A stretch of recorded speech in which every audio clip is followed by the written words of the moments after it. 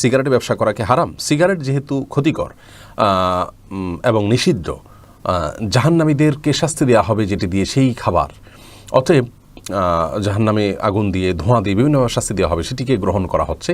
তাছাড়া এটি মানবদেহের জন্য ক্ষতিকর। অতএব মানবদেহের জন্য ক্ষতিকর কোনো কিছুকে খাদ্য বা পানীয় হিসেবে গ্রহণ করা ইসলাম শরীয়তে নিষিদ্ধ।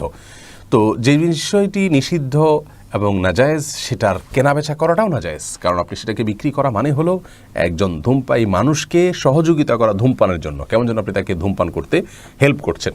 আর আল্লাহ বলেছেন ওয়ালা তাআওয়ানু আলাল ইসমি ওয়াল উদওয়ান, তোমরা গুনাহের কাজে, পাপের কাজে একে অন্যের সহযোগিতা করিও না, বিধায় সিগারেট বিক্রি করা জায়েজ নাই।